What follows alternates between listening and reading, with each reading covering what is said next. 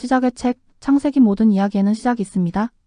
우리가 살아가는 세상의 시작, 인간의 시작, 죄의 시작, 그리고 하나님의 구원의 계획이 처음으로 드러나는 이야기. 그것이 바로 성경의 첫 번째 책 창세기입니다. 창세기 제너서스라는 이름은 헬라어로 기원 또는 시작을 의미합니다. 히브리어 원어로는 브레시트, 곧 태초에라는 말로 시작되죠. 이 책은 성경 전체의 기초이자 인류 역사와 하나님의 구속사의 출발점입니다. 창세기는 단지 오래된 이야기 모음이 아닙니다. 이 책은 하나님이 누구신지, 우리가 누구인지, 왜 세상의 고통과 죄가 존재하는지에 대한 근본적인 질문에 답을 줍니다. 그리고 하나님의 약속이 어떻게 세대를 거쳐 이어지는지를 보여주는 놀라운 여정의 시작이기도 하죠. 광야에서 기록된 창조의 이야기.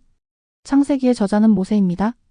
모세는 이스라엘 백성을 이끌고 애굽에서 나와 광야를 지나며 하나님께 받은 계시를 따라 창세기부터 신명기까지의 오경을 기록합니다.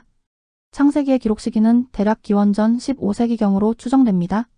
당시 이스라엘은 400년간 애굽에서 종살이를 한 후 막 자유를 얻은 상태였습니다. 그들은 자신들이 누구인지, 어디에서 왔는지, 어떤 하나님을 섬기고 있는지를 분명히 알 필요가 있었습니다. 창세기는 바로 그들에게 뿌리를 알려주고 하나님과의 언약 안에서 새 정체성을 심어주는 책이었습니다.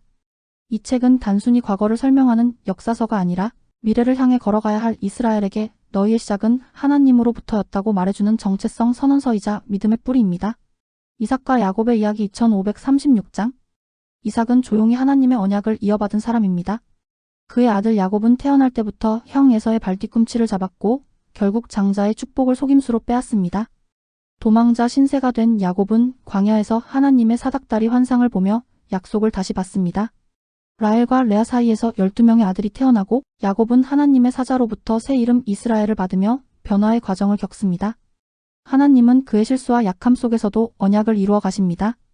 하나님 이야기의 주인공들. 아담과 하와 인간의 기원과 타락을 보여주는 첫 인물. 자유의지와 책임의 본질을 보여줍니다.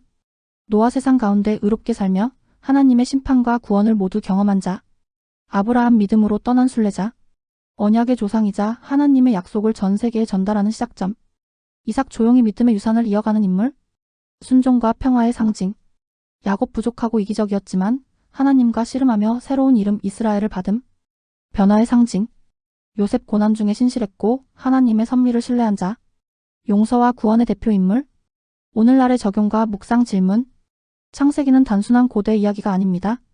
우리 모두의 시작이 어디였는지, 하나님께서 지금도 어떻게 일하시는지를 보여줍니다. 우리는 아담처럼 실수하고 야곱처럼 흔들리며 요셉처럼 억울한 상황을 겪습니다. 그러나 하나님은 그 모든 가운데서 우리를 빚어가십니다. 묵상 질문. 나는 하나님의 형상대로 지어진 존재임을 기억하고 있나요? 아브라함처럼 하나님의 약속을 신뢰하며 기다리고 있나요? 야곱처럼 변화되기를 원하며 하나님과 씨름하고 있나요? 요셉처럼 고난 속에서도 하나님의 선하심을 믿을 수 있나요? 내 인생은 하나님의 큰 이야기 속 어디쯤 있을까요? 적용 기도문. 하나님 아버지, 창세기를 통해 나의 시작이 하나님의 계획 안에 있었음을 다시 깨닫습니다. 아담처럼 실수하고 야곱처럼 흔들리며 요셉처럼 억울할 때도 있지만 하나님은 한순간도 나를 잊지 않으셨음을 믿습니다. 아브라함처럼 하나님의 약속을 붙들게 하시고 노아처럼 세상 속에서도 주님을 따르는 믿음을 주소서.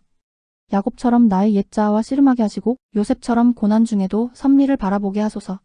내 삶이 하나님의 큰 구속 이야기 안에 있다는 것을 기억하며 오늘도 내일도 주님의 말씀에 순종하며 걷게 하소서. 예수님의 이름으로 기도드립니다. 아멘.